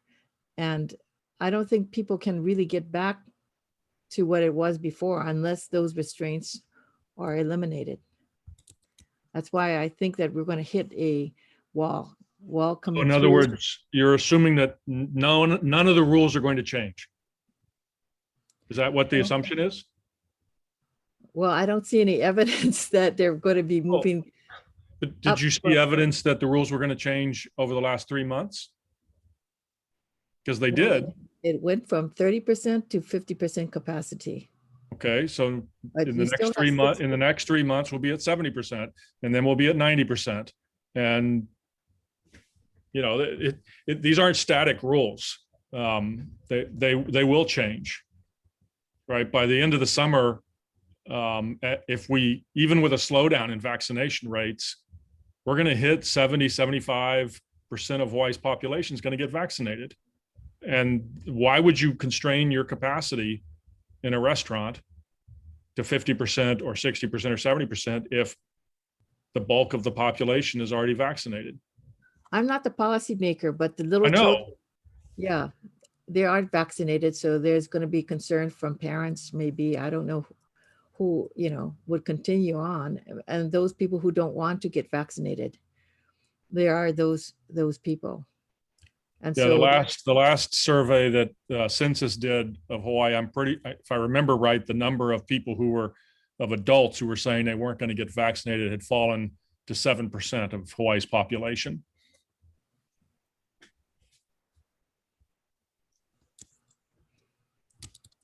Okay, I move 3%.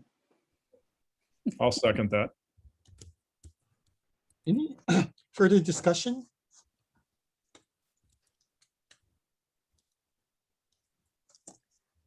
Vice Chair, any comments? I would have preferred the 2% or 2.5%, but you know, going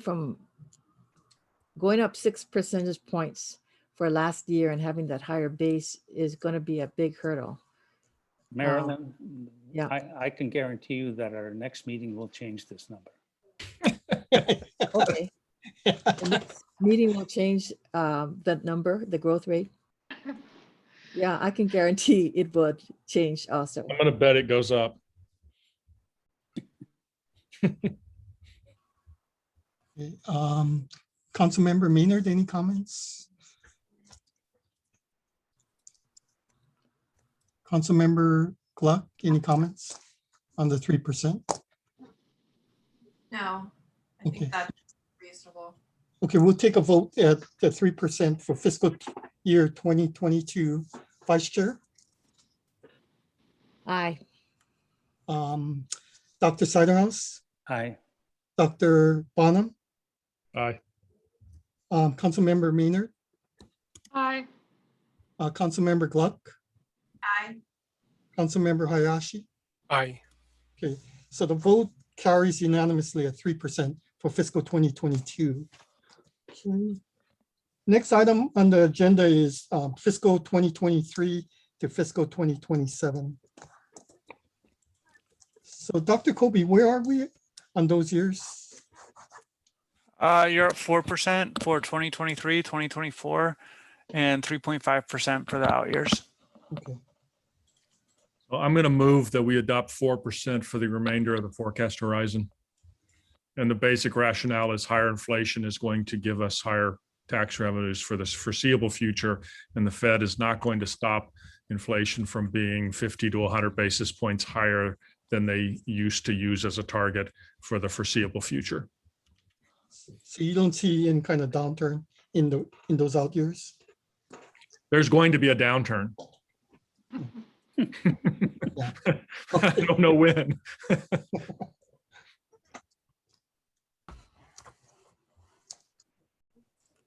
I second. Well, the- it I seems second the reasonable, you know, with the motion. four. You second the motion, Dr. Yes. Sidehouse? Yeah. Any discussion? Vice Chair Newell? I agree. I think there's going to be inflation in the out years. Yeah. Councilmember Maynard, any comments? Yes, I think inflation is definitely a Yeah. threat that we are facing. And I would also agree that the Fed has certainly said that they aren't going to do anything about it, at least in the near term. Yeah. So I'm okay with the forecast.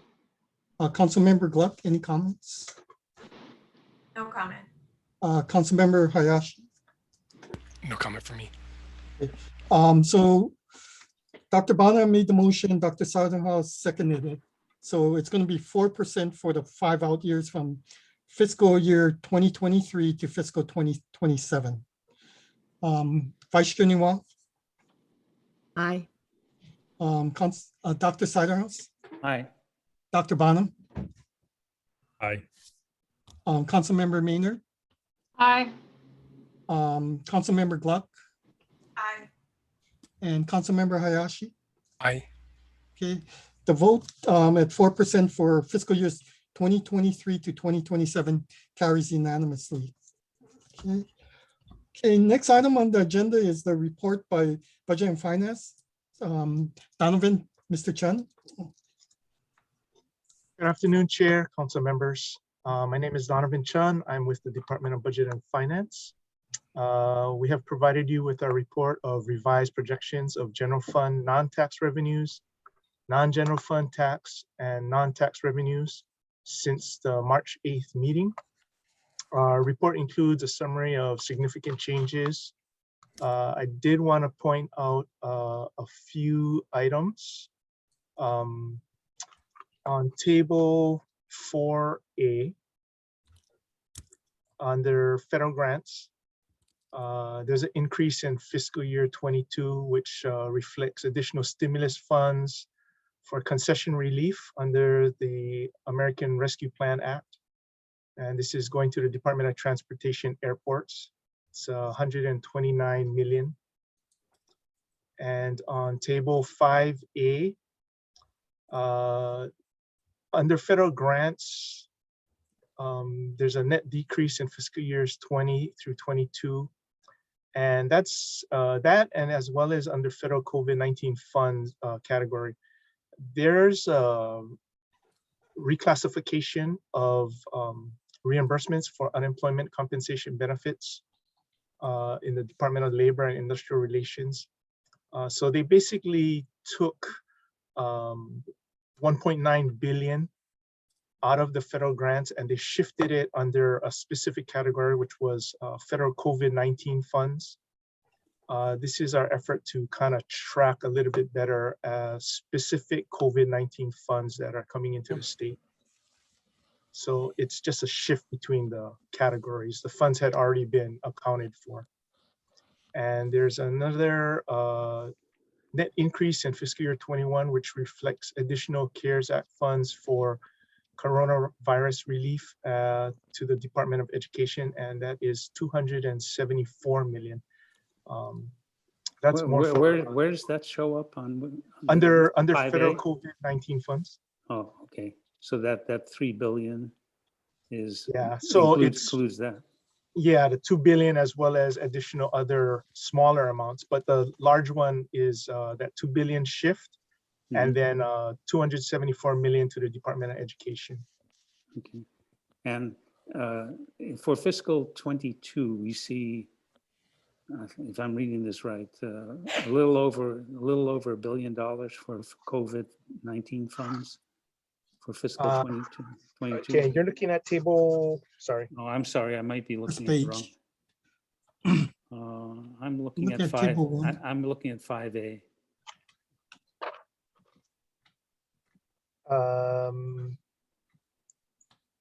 Yes, so the 129 million, is that the number you're seeing? No, I'm looking Oh. at federal COVID-19 funds. From One. table 5A. Oh, on 5A. table 5A under fiscal year 22. Yes. Yeah, so that is also part of that shift of Department of Labor unemployment compensation benefits. It trickles out to multiple years. Right. So which is the- basically what yeah, they did was they took it out of just their general federal grants mhm. and they shifted it into the COVID-19 fund line item just to reflect funds specifically for the COVID-19 to address federal the COVID-19 issues with unemployment. Okay, and this is an example of the point that Carl made earlier about the fact that a lot of these payments are spread out over several fiscal years. Yeah, Okay. for certain programs. Right. So it kind of depends on how the departments receive the funds. There are appropriations in this year's budget bill that came through the legislature, but there are also funds that came directly from the federal departments that our state departments deal with, coming through existing programs Mm, that they already have agreements and contracts with the feds. okay. All right. So- Thank you. So Donovan, on that table 5A in federal, the total of the federal and federal COVID funds, looks like it went up about $500 million. Was that from the Yeah, so- March law, the American Rescue Plan? ARP? Yes, yeah. So these are the ones which I talked about are the most significant ones, but there are many other small pots of money that, well, relatively small compared to these items. But as you add them all up from the various departments, they end up being a large chunk. But they weren't significant enough for me to kind of mention them. But they are talked about in our report to you. Okay, thank you. Okay, thank you.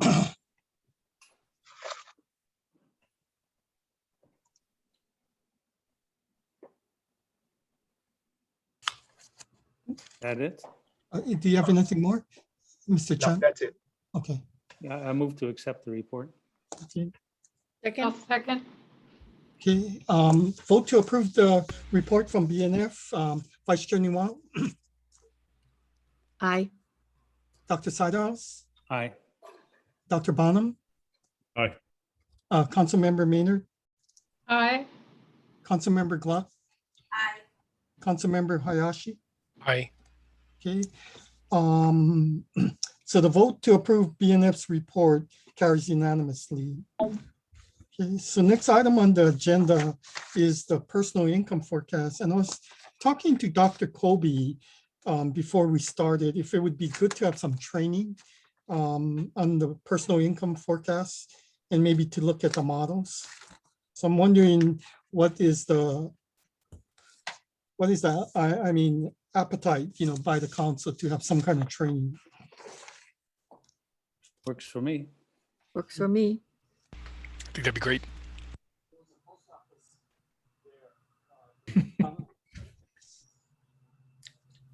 I mean, I kind of have mixed feelings about it, but We're going to ask you to do a lot of training, you and Dr. well, I guess I Dr. just Siderhouse. wonder I mean, I don't want to downplay the importance of this forecast, but this is a calendar year forecast that the council does. And they have at their disposal the forecast that DBED does and the forecast that UHERO does. And the purpose of the forecast is to set the spending limit.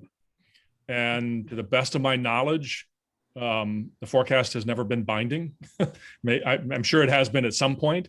And so I guess if I were going to devote time and energy, it would be to the general fund exercise rather than the personal income forecast. Anyway, How about that's my 2 cents. How about Fair 50-50? point. I think what would be helpful is for more, since we have we have 2 new council members, and I don't know if we've ever had any training on the personal income forecast. We rely very heavily on you, Dr. Bonham, as well as Dr. Siderhouse.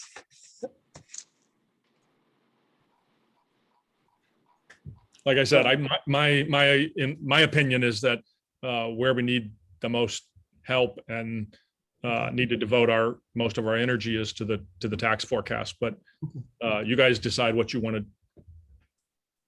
I'll participate in the vote. Because my Maybe we'll thought was, start a discussion. among other things, if we look at the general fund, we would look at the models and have a better understanding of the models and kind of re-examine the models. It's been quite a long time, right? I don't know, Dr. Kobe, do you remember how long it's been since we tweaked the models? Was it 10 years or 12 He years? wasn't here. Re-estimate. Yeah. It was under Dr. Pham, I think. We have not really touched the models. I mean, to be fair, I'm giving you our pleasure. We spend a lot of time preparing the models, and you take the models and you just kind of like step them over to one side and you do accounting tricks. So like, I mean, you guys don't use macroeconomic forecasting models. If you want to spend more time on it, we will spend more time on it. But right now it does not seem like it weighs into your decision making. I think we spend more time on, we looked at them more closely at the beginning because we don't have a lot of other things to go on.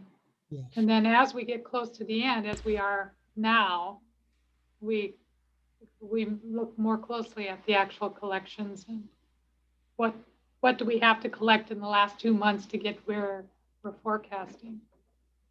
So, Seth, I think it would be interesting to look at the performance of the models over the same sample that you've looked at the performance of the council, and that might change our minds a little bit. I think we actually do use the models more than you give us credit for, because it really is a starting point. It's not like it's true. I mean, we're not going to come in and debate the parameters of the model, right? So we come in and spend hours debating the minutia of what's going on in the economy, and use that to essentially move our forecast up or down away from the model forecast. So it's going to be really fascinating to see whether what we have been doing in our subjective adjustment has been making the forecast worse or better. Can I mention something? I read your hero forecast, and I was looking in particular at the personal income. There was negative 4% or something for this next fiscal year. Yeah. And I was wondering the basis of that number being so far negative. It's the end of the stimulus money. It's all the transfer payments go away. That's what causes it to be negative. I mean, so why was it positive in 2021 and 2020? Because of the transfer payments. And so basically we're agreeing with what you said, that the transfer payments are falling enough and the labor income isn't booming enough to offset that. Okay. Yeah. Thanks. That's what I was thinking, that it was a federal transfer money. Oh, absolutely. So far negative, and that's why I was thinking that a good explanation that the chair Kawafuji mentioned is it would be helpful for us to understand how you calculated that. So I did look at that. Yeah, I mean, having said that, my guess is that just like all of our forecasts, we will probably under forecast growth for the next several years. And so I guess all I'm saying is that forecast may be too negative, but how it got there. So if you look at the same set of tables, there's a labor earnings, right, which is literally salaries and wages, right? Mhm. That number's not negative, right? That one's growing pretty strongly. It's the transfer payments that are plummeting in 2022. Okay. So so that's why it would be helpful to have that seminar or instructions on that personal income forecast. So I volunteered Jack, Councilmember Gluck, the what are your retired thoughts? professor. I think training it in either arena would be great. Just understanding the models more and what's going into these numbers. And how about Councilmember Hayashi? No, I agree. I think the training Okay. is fantastic. So Seth, I mean, I disagree with you because I think we do look at it. I mean, I definitely do that. It'd be helpful to understand because I think the starting point is the mean that we come out with. And if, you know, my numbers are skewing the mean in any way, shape or form, then it's it's causing us to start from a bad premise, I think, to begin with. Okay. Can I suggest that maybe Seth and I will sit down and over lunch and plot out some proposal for you guys, Okay, that'd be great. including one option is not to do anything, Okay, okay. in which case he'll have to pay for lunch. With his generous expense account. Oh, Yeah. yes. Okay, we can work out the details offline. So just so I want to, at the very least for the next meeting, we will present how the general fund models and and our total TPI models, how they fare compared to the forecasts. And I'll do that at the very least, so you guys will have an understanding of their accuracy. And again, I am definitely at your disposition, and we are happy to provide any training whatsoever. I think, you know, I mean, my view is that a number of us, I think, could use a little bit more background on the personal income forecast. And I also think because we haven't looked at the models in such a long time, 10 years, it may be prudent to take revisit and kind of look at the models. I think in recent years, last couple of years, especially because of the pandemic, I don't think we've paid as much attention to the models. But historically, I think when you go back many years, the council did kind of use the models as a starting point. Well, the models just are not going to keep up with the really large swings and rapid changes Yeah. under the COVID period. So we have to schedule the personal income forecast. And when is the report date, Dr. Kobe? August 5th. August 5th. That is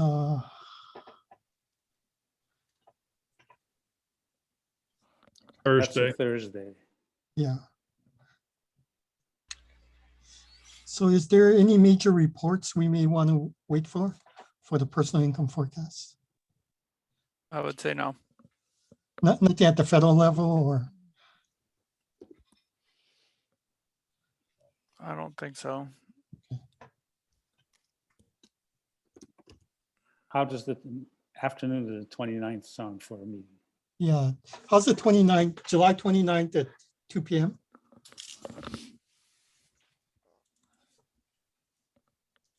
That works for me.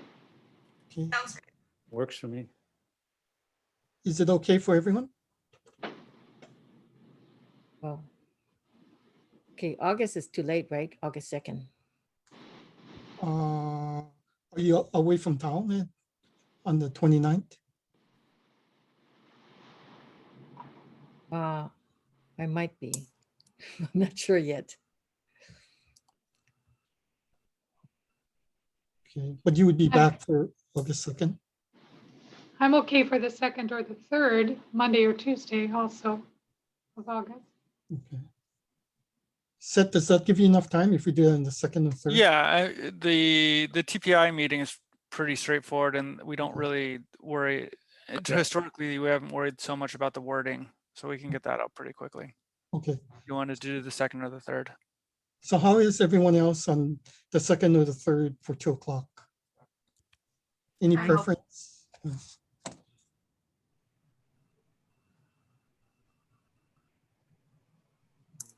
Does that work for you, Marilyn? Yeah, that works for me. Everyone okay? Which? The 2nd or the 3rd? Is there a preference, Monday or Tuesday? Okay, I'll pick Monday. Is Monday okay? Monday the 2nd for everyone at 2 o'clock?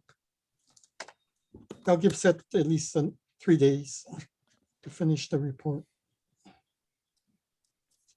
Okay, so the next meeting for the council on personal income will be Monday, August 2nd at 2 p.m. Okay. Okay, any other matters? Okay, the meeting is adjourned. Thank you, everyone. Thanks, Thank everyone. you. Thanks, everybody. Thank you. Thank you. Nice to see you. Oh, John? one last thing, said Hey, so you, there's something important to recognize. yes, We had a unanimous vote the whole day today. yes, yes. That hasn't happened in quite a while. I must have been sick. Good job. Well, Okay, well, we strive to have a consensus if possible. But everyone has their own point of view. Okay. Okay. Seth, when would you like the comments? Any comments for language by tomorrow? Oh, yeah. Yeah, we'll get that out by noon tomorrow. And then would you be able to get it to us tomorrow evening? When is the due date? Due date is, we have time, it's the 1st. Oh, okay, yeah. So why No, don't in fact, yeah, since it is the 1st, I'll get it to you tomorrow. Could you commit to getting it to us by Thursday evening or like Thursday? Yeah, Thursday, I think I'll shoot for noon, but definitely by close of business. Like text me if you don't get it. Hear from Okay. me. Okay. Yeah. I'll send it out to you tomorrow morning, and then you'll get it back on, and then you just get it, close of business on Thursday, and then we'll send it on Friday. Okay, and when would you want any comments in the letter by? Thursday, I mean, the goal would have to be a letter that you're okay sending to the governor on Yeah. close of business on Thursday. So I'll just get it to you. I'll get you the letter tomorrow morning. Okay, Right. And then you'll have all day Wednesday to think about it. And on Thursday, you just get it to me by Thursday. Yeah. yeah. Tomorrow I'm pretty much booked up all day. So Okay. if anyone has any comments or specific things they want in the letter, if you could get it to sit by tomorrow, that would be good. Close the business tomorrow. okay. Okay. Okay. Okay. Thank you, everyone. Bye. Thank you. Bye. Thank you. Thank you. Thank you. Thank you, Seth. Thank you.